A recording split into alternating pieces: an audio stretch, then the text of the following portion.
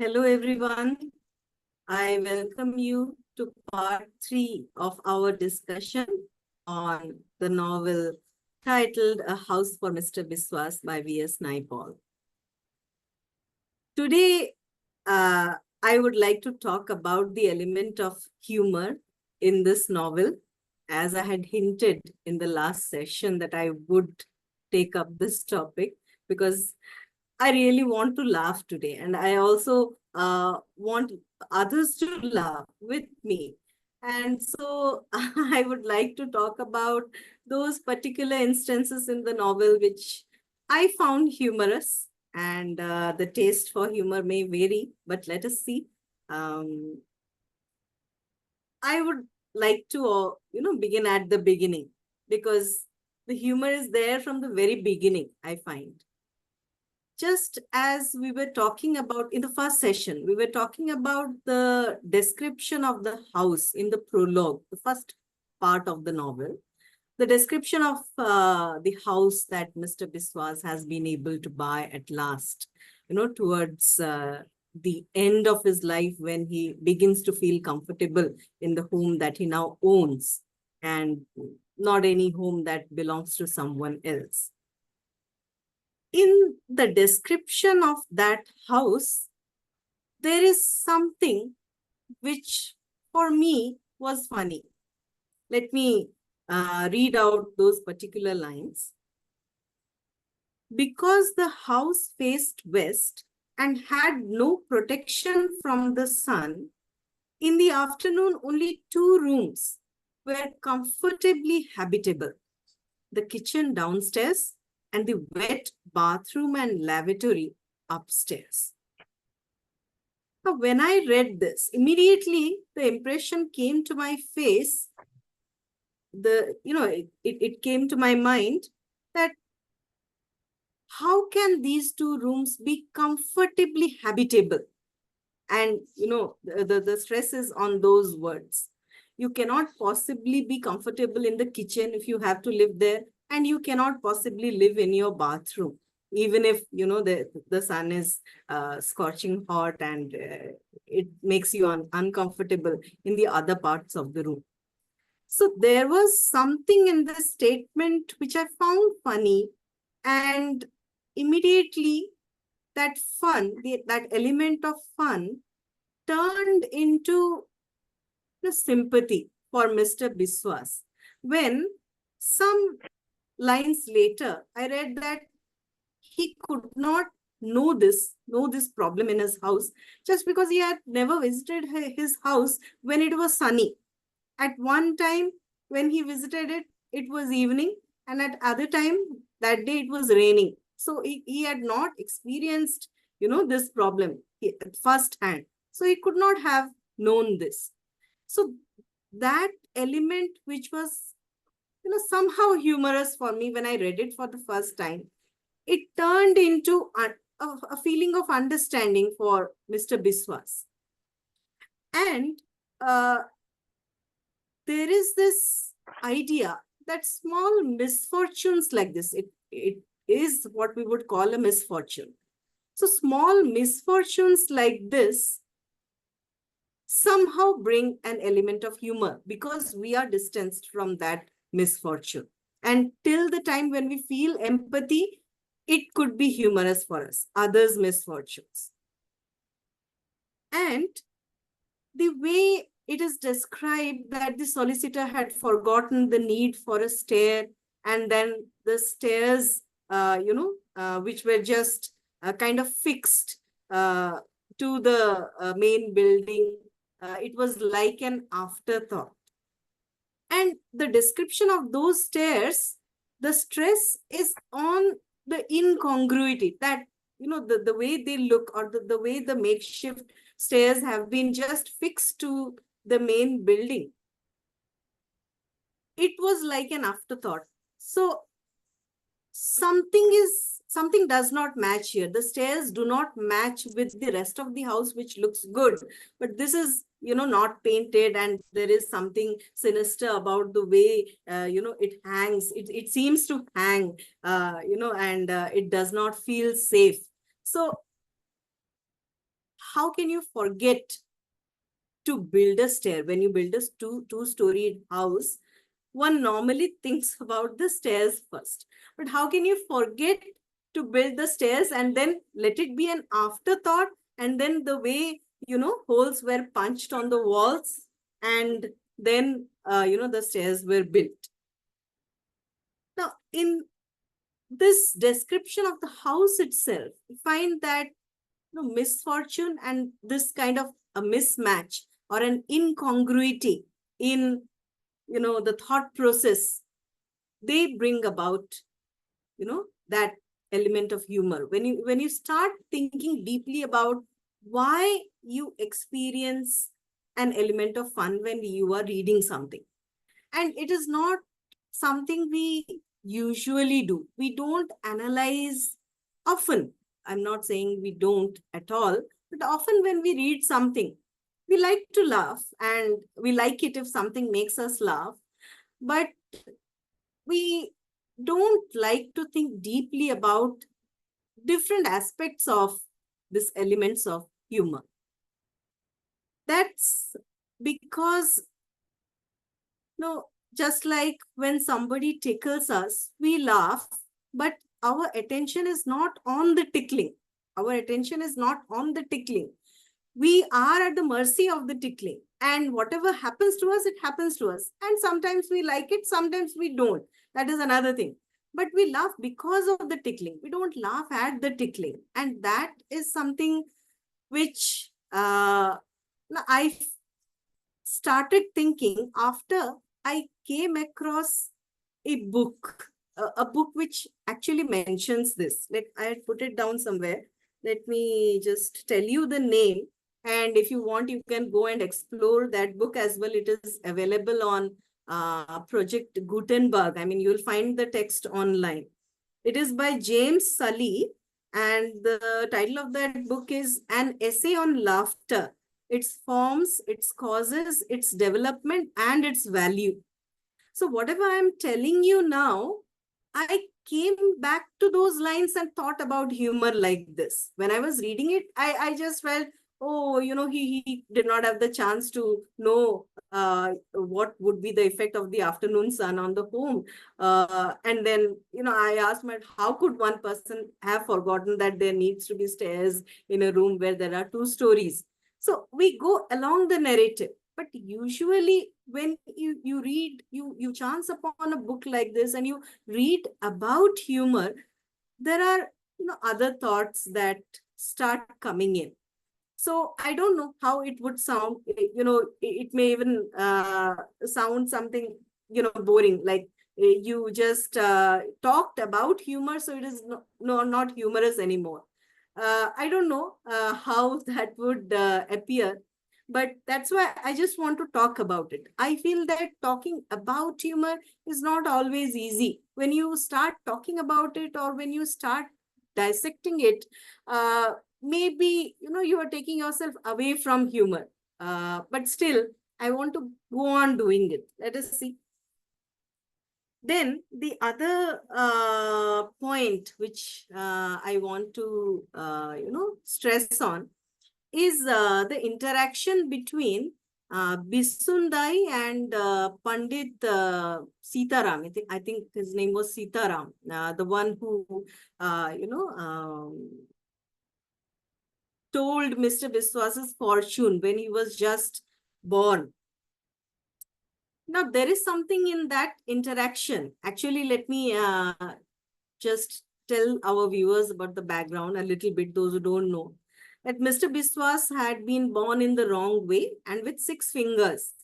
So, his mother's mother was very worried about it, that this could be an ill omen or something. So she referred to this Pandit, who predicted that just because of this, that Mr. Biswas was not born in the right way, and because he was 6-fingered, he would be unlucky for his family. And it was also predicted that his father, the child's father, should not see him for 21 days. And on the 21st day, the father could see the child, but not directly. He would have to see his own child in the reflection of the child's face on the coconut oil. And the coconut oil would have to be prepared by the women of the family. They have to collect the coconuts and they have to, prepare the oil, which is a very long process. So all this was told by the Pandit. So when the father comes to know that the child is born, Raghu, he comes to visit and he, starts saying, no, I demand to see my child. And then there is this interesting interaction between him, his father-in-law and his mother-in-law. Raghu, his father-in-law and his mother-in-law. And, there is a sort of combat. Combat of words. The mother-in-law saying something, accusing Raghu of not taking care of her daughter and, just claiming to be a father. And then somewhere in between, the father-in-law who is bedridden, saying that, when I look at this man, I feel that black age has come, some remark like that. And ultimately the combat reaches a conclusion where Raghu accepts that he was in the wrong, and he accepts that, okay, I will come and see my child in the on the 21st day, because I don't want anything unlucky to happen to my family. So this whole picture gives a spectacle. I mean, as readers, we are witnessing this combat. So from a distance, we are enjoying the whole unpleasantness of this situation. We are enjoying it because ultimately, there is to be a decision who is going to win this combat of words. And then, there is a decision and we are satisfied. So whatever is said in this particular situation, it becomes humorous, because we know that from the moment when things were predicted about this child, and how it was received by the father and what happened, based on whatever the Pandit said, all this spectacle, it was offered to us. So somehow it was humorous. And I think that whenever we see someone, people arguing, or when it is not about something very serious, then often we have elements which we can find humorous. And that is what we see here, where the unlucky sneeze is also mentioned. Mr. Biswas is going to have an unlucky sneeze, and if he sneezes, it means the whole family will face downfall. There will be downfall for the whole family. And this we see in a some pages later. We see that Raghu is very afraid of his son's sneeze, and whenever his son has sneezed, he will not go to work deliberately. And we find all of this funny. We laugh that this man believes such a thing, that the sneeze of his son is going to cost him something. We laugh till the point where the writer brings in a coincidence. And I don't know what kind of a turn this gives to the humor that we have been enjoying till now. There was a day when he was just going to work. He had not even, reached the road. He had just crossed the gutter which separated his house from the road, when his son sneezed. And then there he stopped. And then his wife comes and tells him, you have not actually seen him sneezing. You are already on the road. So you had better get going. Then he says, no, but I heard him sneezing. And that is ill omen enough. I don't want to put myself in danger.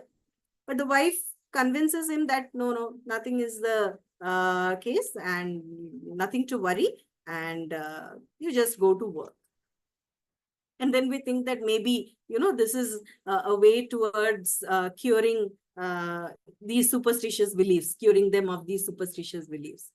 But then there is the coincidence where, in the middle of the day, the father returns home with a big injury to his leg. And then it is again reinforced, the idea that, yes, actually the sneeze was unlucky and the father has had to suffer because of it. So there is a development of humor, and again, there is something happening to that humor as well. So as we go on reading the book, I mean, when you see the cover of the book, I see a comment there, a work of great comic power. That is a comment that Anthony Burgess has given about the book, and it is mentioned on the cover page. And that is something we need to notice very carefully. What is this comic power that is operating in the entire narrative? This is a huge book. And, just within the span of some pages, we see another funny incident coming up. But then what is that funny incident doing to the whole narrative? Let me go on to, just let me refer to the Pandit's predictions about Mohan Biswas.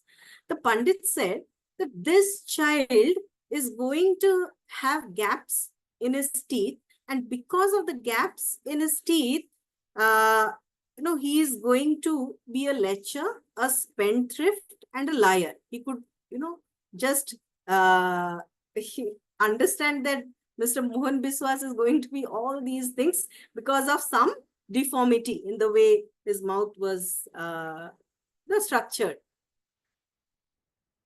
Now we find this funny, just funny, but then some pages later, when Mr. Biswas uses these words to describe someone else, Bhandar, a man who was very cruel to him, and who ran a rum shop where this child was humiliated often, and he was also manhandled by Bhandar. So whatever he could know about that man, he says that actually I am not a lecher, spendthrift, and liar. I could never be. But this man is a lecher, spendthrift, and liar. And obviously, he would say, I mean, at that time, he would know that it's not something associated with your physical deformity. It's something about your personality. And somehow we make this connection between these words as predicted by the Pandit and these words which Mohan Biswas ascribes to someone else, gives to someone else, and then how these words have moved through the narrative. We need to, notice that. Then I would next come to that scene where Raghu is dead. Okay, Raghu is dead. And of course, again, it was linked to Mohan Biswas, that he was the unlucky person in the whole family, because of which his father had to lose his life. But what I want to talk about was a scene where, Raghu is placed in his coffin, and Tara wants a photograph to be taken, photograph of the dead Raghu with all his family members. And then how the photographer comments on how they should pose with the dead body. Okay, how would the photograph look? Then he said, okay, it's too dark inside the hut. We cannot have a photograph here. Then all of those who are mourning the death, again, immediately they start giving directions or suggestions. No, this place would be good. That place would be good. The sudden transition of, concerning themselves with the photograph rather than the fact that someone has died. Okay. So the coffin is to be taken out, and then how that coffin has to be propped against the wall so that all of the family members can stand and let the photograph be taken. So the whole conversation, if you read that conversation, I find elements of humor in that. That, this is, look, the marigolds have fallen off. Okay, then the photographer says, okay, they give a good look, marigolds lying on the ground. They give another kind of feel to the whole photograph. So it's good. And then Tara going and coming with another garland and putting it around Raghu's neck so that it would look good and proper, that they have paid proper respects to the dead body. That there is humor in this photograph that is being taken. But there is also something very sad about it when Tara says that perhaps this is the last photograph that would be taken of this family, because they are going to split after this. The father has died, and it is understood that their situation won't remain the same.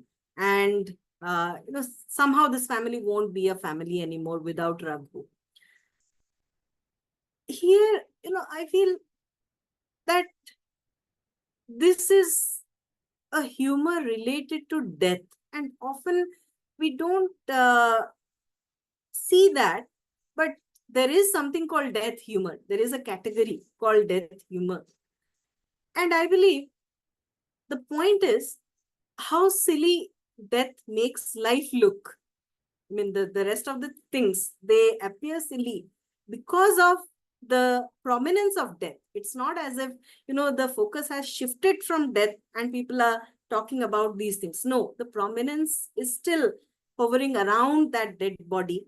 And the other things look silly because of the dead body.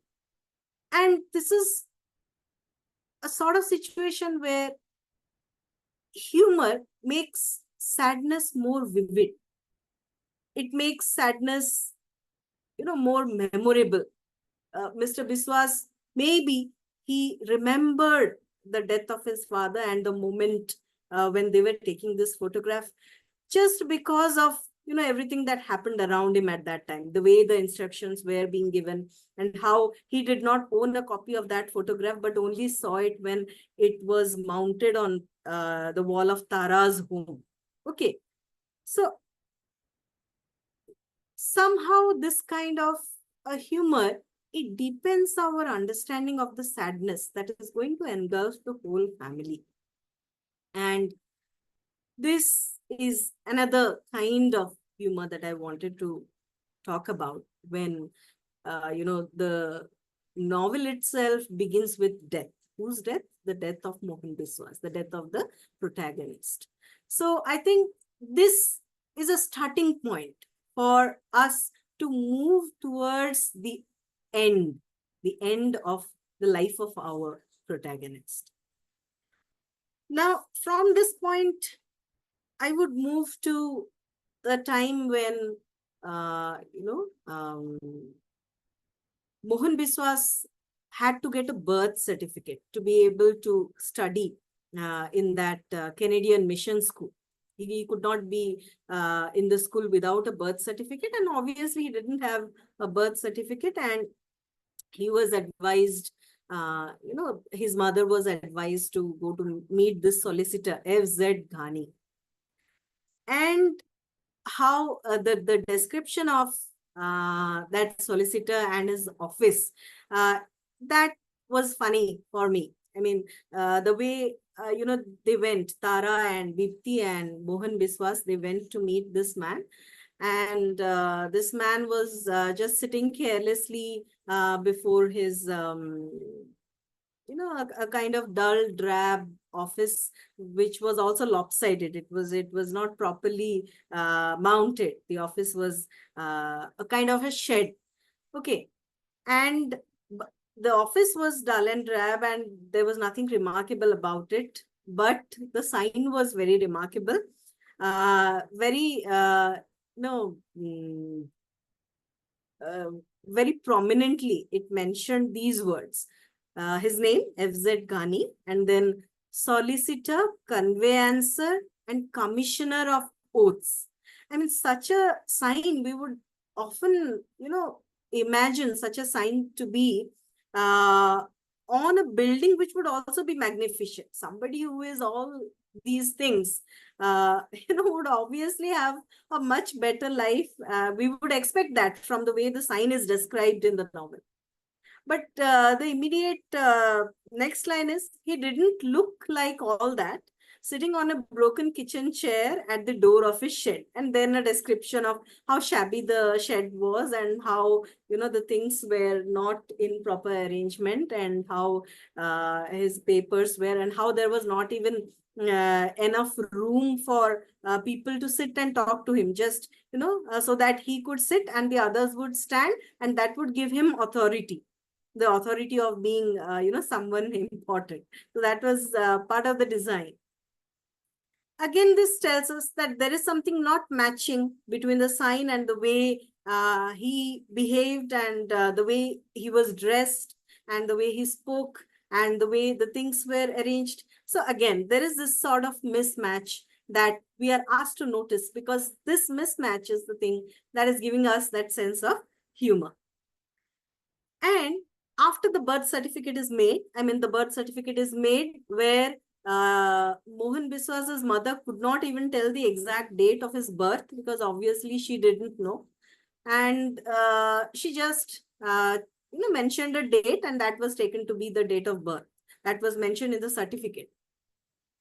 Now, there is this line: in this way, official notice was taken of Mr. Biswas's existence, and he entered the new world.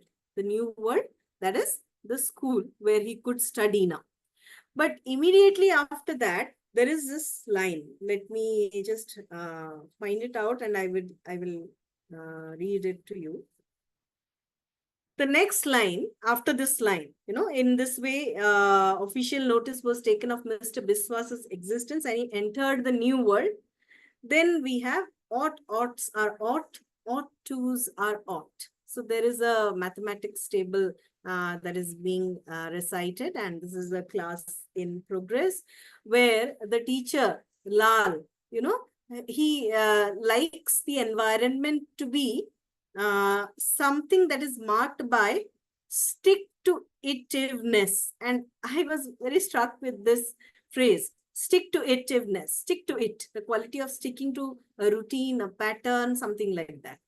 So he entered the new world, which was a kind of claustrophobic world where he could not understand, probably, he could not understand the word ought. So he made a mistake when he was being asked the question about, a kind of ought twos are how much. So the answer should be 0, but then they could not say that, and they went wrong, because of which they had to be flogged.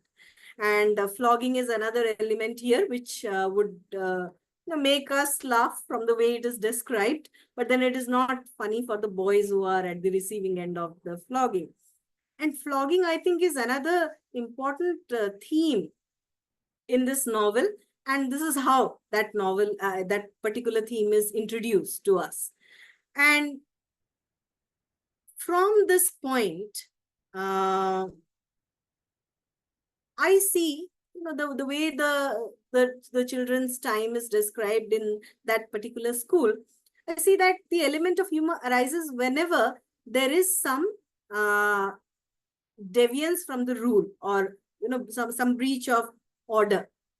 Like for instance, it is said that Mohan Biswas made friends with a boy named Alec, and Alec was actually you know, he believed that he could come to school wearing his sister-in-law's red bodice.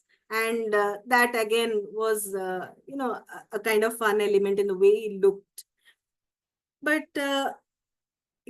Biswas learned the art of lettering, designing letters, decorating letters from Alec.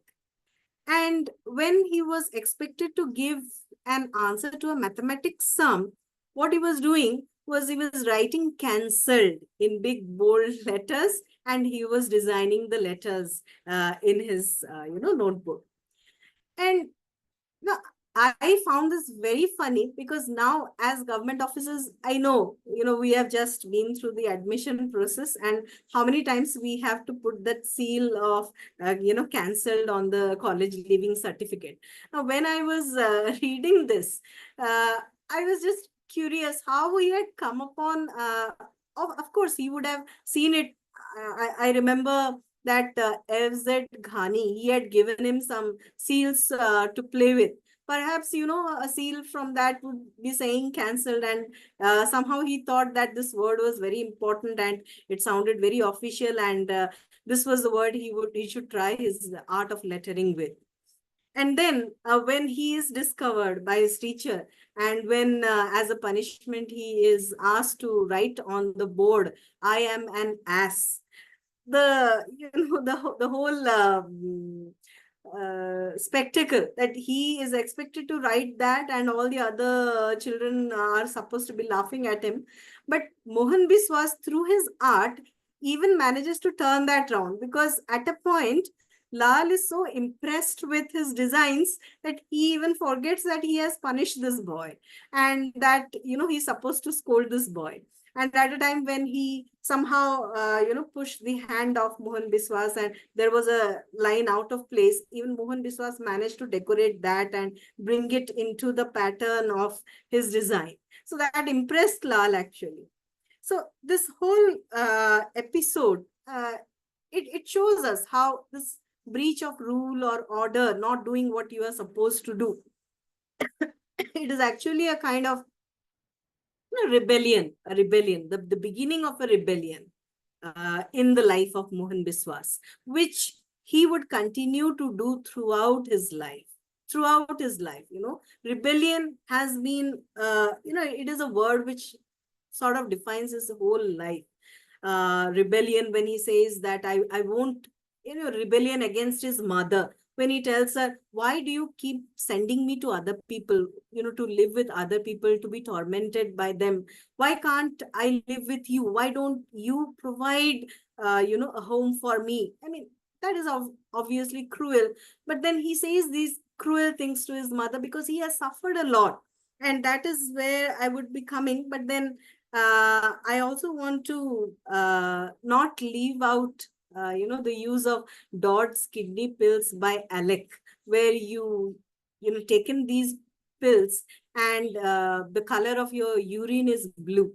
And that is what he showed his classmates, that I am able to pee and, blue. And then all his classmates were impressed with him, and they did not know the reason, but the reason was shared only with his friend Mohan Biswas. And then there is a line where a lot of students were interested in buying those pills, and when they asked Alec to share with them those pills, he told them, why don't you buy the pills? They are available in the drugstore. So then there is this line, the druggist, he could not understand why suddenly there was a rise in the sales of these pills. He obviously did not know that the credit goes to Alec for somehow getting hold of these pills. The effect of these pills is that your urine turns blue or turquoise. It actually has a medicinal reason, but Alec just used it for fun. And then the druggist thought, okay, then my success story is because of that almanac, Dodd's kidney pills almanac, which has a record of all those people who have been cured with the help of these pills. Now people are reading that almanac, and that is why maybe the sales are going up. But he did not know that he had to thank Alec for that. And this whole situation where, the pills, they are not being used for what they should be. Again, this going against the rule in a sort of way. So whatever they do within the school, all this has an element of, humor. Whenever some rule is broken or something is done not as it should have been, but as the students or the children they think it fit to do. Now, after this, I would come to an episode which was really, traumatic for Mohan Biswas. His stint with Pandit Jairam, because he was taken out of school just when he was beginning to like whatever he was studying. At that time, he was taken out of school abruptly by Tara, who said that he would be a Pandit, and that is why he needs to have training. He needs to be trained as a Pandit, and so he needs to spend some time with Pandit Jairam. And how meticulously he learned, the different rituals and pujas from the Pandit while his stay there. But the problem arose when one day he could not control the urge of eating two bananas out of a whole, stack of bananas, which was gifted to the Pandit in return for some, puja that he had done somewhere. So he ate the two bananas, but thinking that no one would notice just the absence of these two bananas from the whole bunch. But then the absence was noticed, and he paid for it. because Pandit Jairam, tormented him, forced him to eat one banana after another, saying that no one can eat these bananas now that you have, eaten from it, and we must not waste it, and you should eat all the bananas. So that was the punishment that he got for eating those two bananas. Now, it would seem funny, but it is not when we see that Mohan Biswas was a child, and how many bananas can you actually eat at a stretch? But he was made to eat it. His pain was somehow apprehended by Pandit Jairam's wife. Somehow she guessed it that the boy would be in pain, but not Jairam.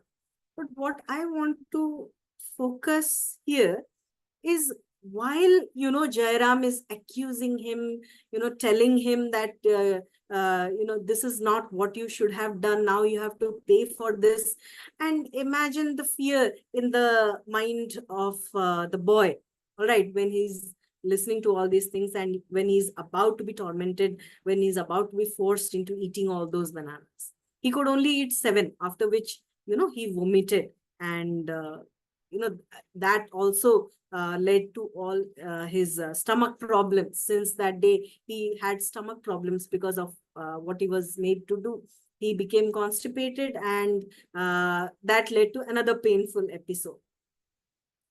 Now, when he was asked to, eat this, I wanted to focus on how the writer was describing the shock in the little boy as he understood what he was being asked to do. Okay, just I would ask you to notice the descriptions. When he obviously he was expecting to be discovered, but till that time when he was discovered, he was just eating normally, eating breakfast.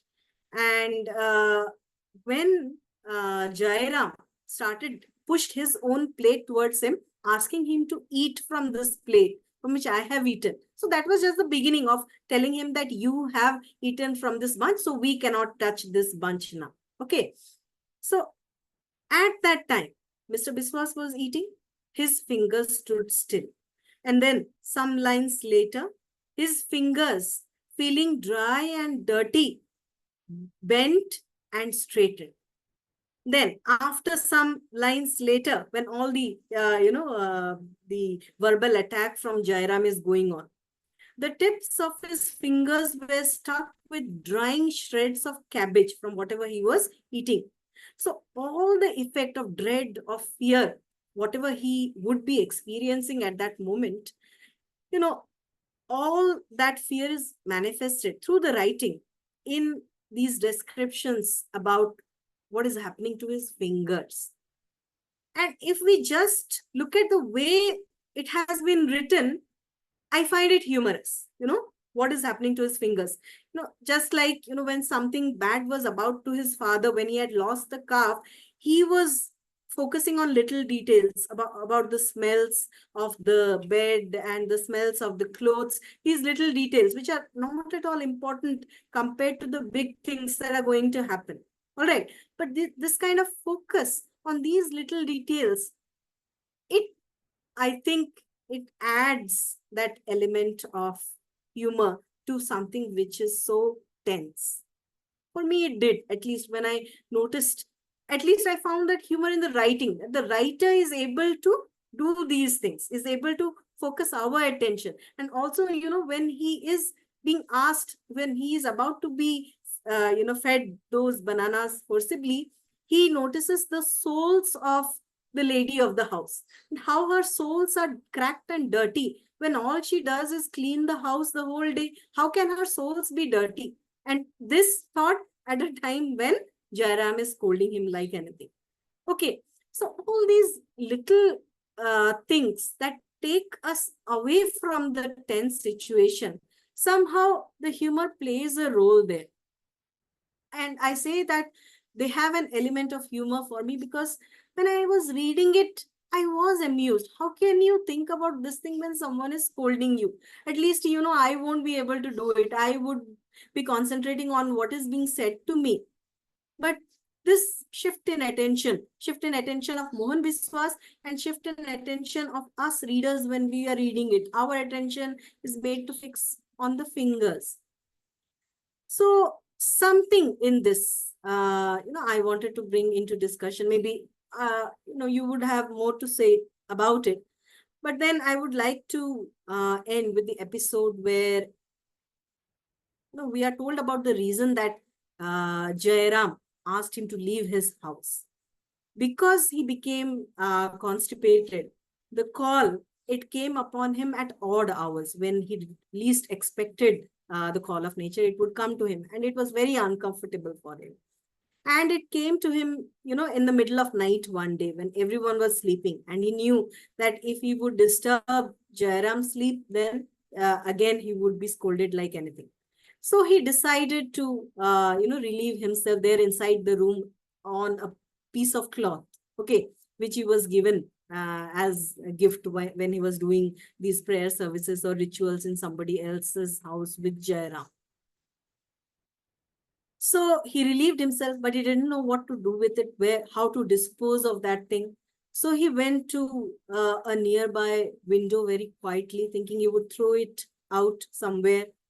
But the windows were, Demerara windows. And I looked it up and I understood that they were windows which were a kind of shutters. They were hinged at the top, and then you had to open them at the lower end. You had to push them because they were supposed to be heavy, and that their structure would be like this, and then whatever you do would be through that opening. Now obviously there is a sort of blockage in that it is not a fully open window, so he could not throw that thing far off, and unfortunately for him, the whole thing fell on the nearby oleander tree, and which was considered to be very sacred. And then the next day, when he was discovered, that was the reason why Jairam, said that he could not be a Pandit ever because he could do such a thing. And then he asked him to leave. Now, this whole episode was funny because often we don't, talk about these things. And when we do, it is in informal settings, when we make a joke of it. All right. And as there are these divisions of humor, as Pragya shared in our group the other day, there is a term for this as well. When you make, or when your humor centers around excreta, then it is called scatological humor. But there would be a purpose of, bringing in this episode when, imagine the condition of the boy when he was really afraid that the call might come upon him again, and he did not know what to do if the call came upon him again at night, how he would do such a thing. And he's just a child, he does not know what to do without disturbing the whole family and without being at the receiving end of scolding again. Now this whole event was very traumatic for him, and he had to leave the household and go back to Tara's household, Tara's house. And then there is a scene where he is expected to, because Tara had arranged this whole thing, so that Tara would not be upset, he had to go and explain himself as his mother expected him to do. Now, there is this line there in the book, in the description, that he goes and, obviously he's asked by Tara and her husband what happened at Jairam. They had got a hint, but that they did not know the entire episode. So they asked him, and of course, it would be very uncomfortable for him to narrate the whole thing. And it was his discomfort which, made Ajodha and Tara laugh at him. So at this point, we would feel that, it was very cruel of them to laugh at him, but it is the natural response. Like anyone would listen to it, would first feel like laughing. But then what I want to focus on is that when they started laughing, looking at them, Mohan Biswas also, started laughing. There, he learned to make peace with whatever had happened to him. And when he laughed, that was a sort of release. He again talked about the whole thing with more ease. And when he laughed along with Tara and Ajoda, it was only then, only after that laughter, that he could describe the whole thing properly. And only because of that laughter, he could cry later, and get comfort from Tara. Because there was hurt, there was trauma, but the release of that trauma was through this initial laughter. This whole scene, I mean, it touched me.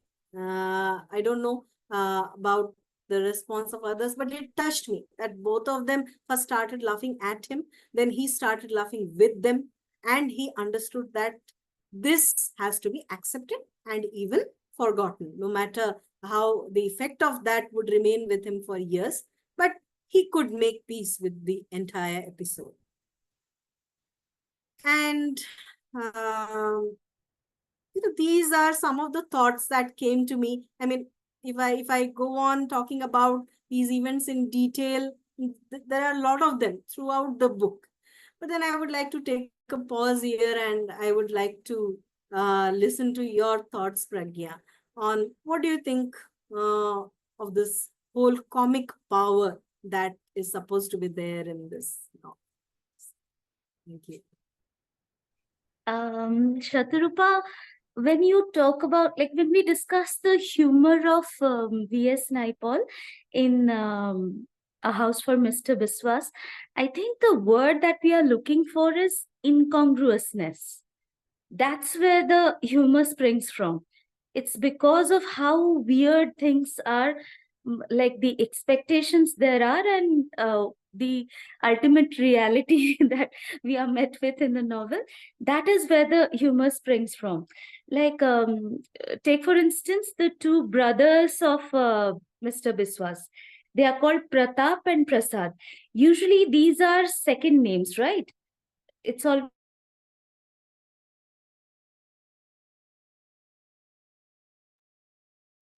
Pragya, are you there?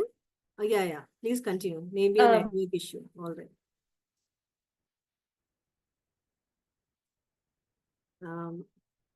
There's some problem with your network, I think, because of which we are not able to hear you, Pragya. Are you able to hear us? Milk delivery guy. So okay, sorry. So like, how much did you hear? Just the part about incongruousness, and that is true. Yeah.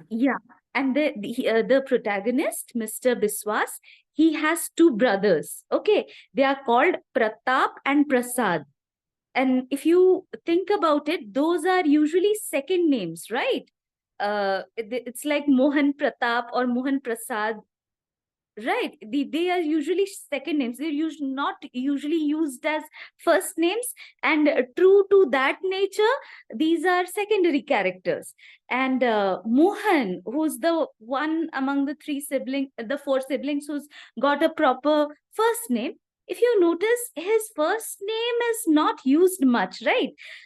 If you notice, like, throughout his grandparents, his parents, they have always been addressed by their first names, like you pointed out, but he's always Mr. Biswas, even when he is a baby, even when he was just born, he's always been Mr. Biswas, right? Which is so weird, right? There is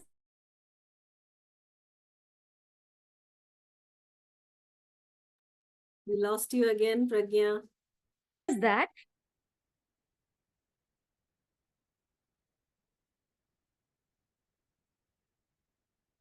we are not able to hear you.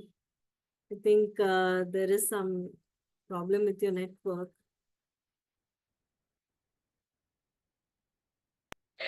bad timing.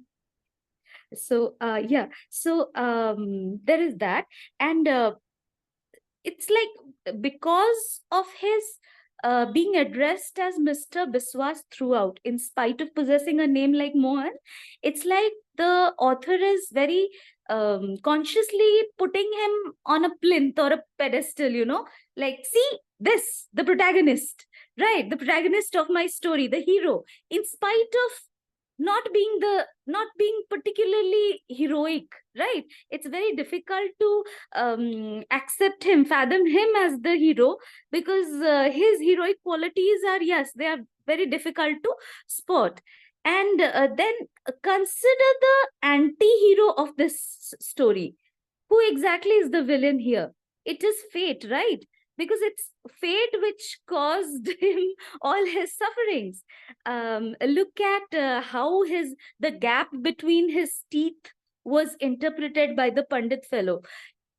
If you think about it, Shatrupa, what is incongruous here is that the baby has just been born. He's just born. So he won't have any gap in his teeth because he won't No, have that is teeth how at I all. interpreted it. Maybe he is thinking of, he looked at something wrong with the mouth and he predicted that as well, that there is going to be gap He does in not his have teeth. teeth.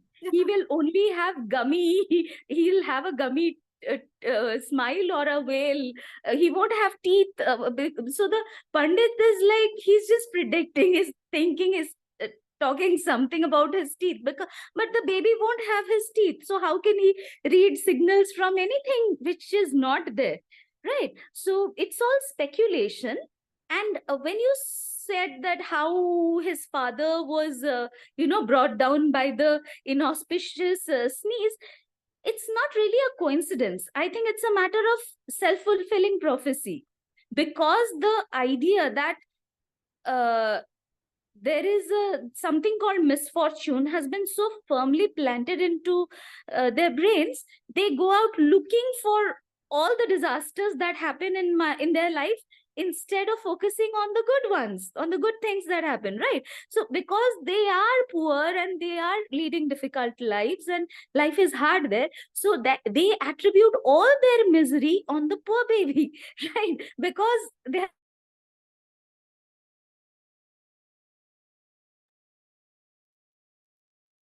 Yeah, again you stopped. have been given.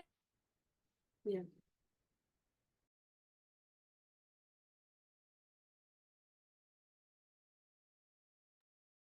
We don't hear you, Pragya.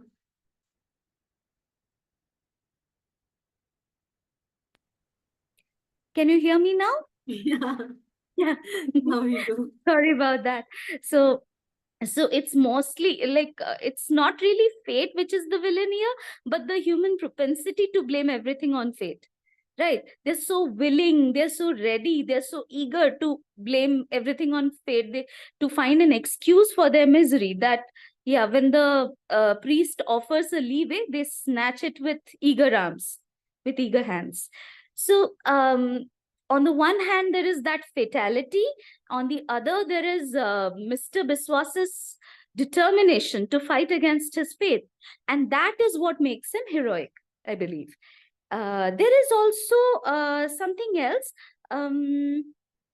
What else is there? Yeah, Mohan.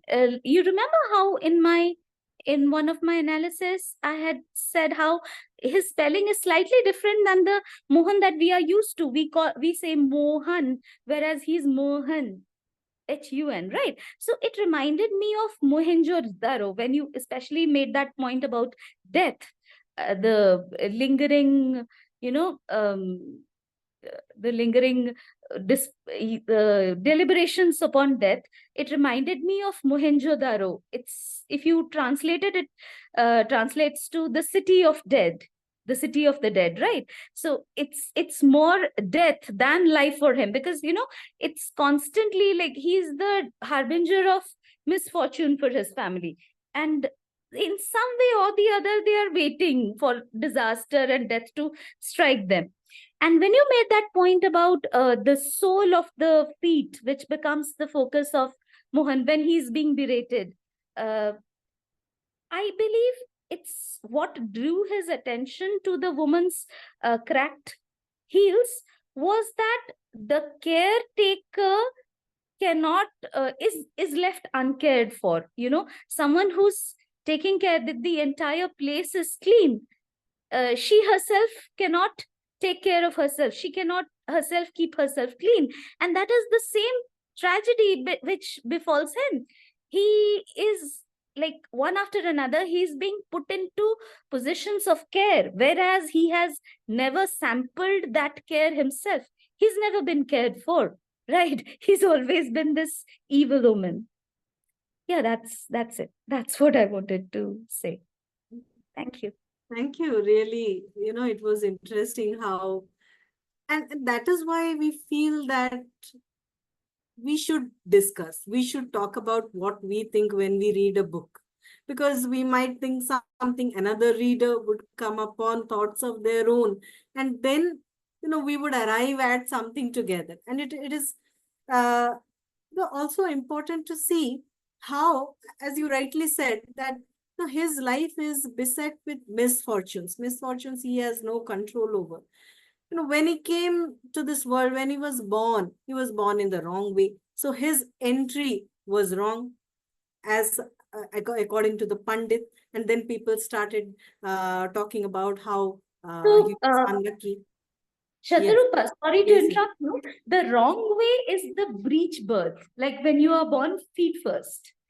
Cesarean, Yeah, you. that is what I was talking about. That he was unfortunate to be born in the wrong way. That is what the women say, and the Pandit also says, and that is the basis for his prediction that this boy is going to eat up his family. That is the expression which is used. So when Wrong, he came, yeah, wrong because inconvenient for yeah, the yeah, right, right. So at that point there was something sinister which was predicted. And then when the second line that I read, that only after FZ Ghani's official marking he entered into this new world, which was again not easy for him, because he could not relate to the subjects that he was studying. And then just as he was settling down, he was taken away from that school to be something else. So even that environment was not of ease for him, for Mohan Biswas. And then again, some pages later, when we see that he is about to enter the family of the Tulsis as a groom, again that entry is very uncomfortable for him, because at one point, when he wrote that note to Shama, that I love you and I want to talk to you. That was what he wrote in that note, which was discovered by Shama's mother, Mrs. Tulsi. And then what would have been the normal thing, as he also says, Mohan Biswas also says, that normally, people would just scold me for writing this note to their daughter, and they would ask me to be get to get lost. And he would have been thankful had it been done. But again, because just after writing that note, he decided, somehow observing Shama, that he did not want to be in a relationship with this girl. And he had been hasty in writing that note. But now nothing could be done, and Mrs. Tulsi had decided that he would marry Shama, just because he was of good caste. And just like her other daughter had been married to an illiterate coconut seller. So that was a custom in their households, that nobody gave so much importance to money or those things when they looked for a groom for their daughters. So this whole situation, it was comic, the way he was caught by Mrs. Tulsi, and the way he was talking to Mrs. Tulsi when she said, are you in love with the child? Then that whole thing, does the child love me? That was how Mohan Biswas was also saying, just to buy time, because he was not sure what he had got himself into, and he just wanted to escape that whole environment, because somehow maybe he could sense that things are going to be downhill here as well. He is going to be robbed of something here as well. So he got that sense. So as you rightly said, that whatever world he is entering, somehow that world becomes beset with, it is beset with misfortunes. And that is what makes it tragic also. What can we say? The things that make us laugh have that sense of pain in them, pain which we realize as we go on reading. or pain that we realize the very moment when we have stopped laughing. The immediate response may be laughing at the conversation between Mohan Biswas and Mrs. Tulsi. But then when we feel his anxiety, the anxiety of, being trapped in a marriage, the word trapped itself, it has that connotation of pain, anxiety, and losing everything that you hold dear. Being trapped in a marriage, it is a painful situation. But then we see that the whole story is about Mohan Biswas, going on with that marriage, and how he makes sense of the world, he makes sense of his existence in this world, despite being trapped in this marriage, from where his connection with the Tulsis begins. Yes, I think we have said enough. And if you want to say anything else, Pragya, or else we would wind up today's session. Not really. Prateek can't be heard today, Pratik right? can't speak today, Oh, but that's so sad. I don't know. He will let us know how this session was for him. And I think, this was, this is the last session which we will have on this novel, A House for Mr. Biswas. And of course, we have not touched upon all the aspects of this novel, nor do we claim to, because our intention is, to get people to take up this book to read. They find it on a shelf. They not be alarmed by the bulk of this book, because as you read this book, as you are patient and go on reading, you will find something that will touch you, definitely, through the writing of this book. If you read it, if you go on reading it. So thank you, Pratik and Pragya, for joining me on this last session on V.S. Naipaul's novel. And that's it. Thank you, everyone. And I hope our viewers also enjoy this session. And, they do think about the different aspects of humor, the things that are there behind the surface, and why they are there, and why they have been designed in that way by the writer. Thank you so much. Good night, Pratik and Pragyan. Thanks, Shatarupa. Thanks, Prateek.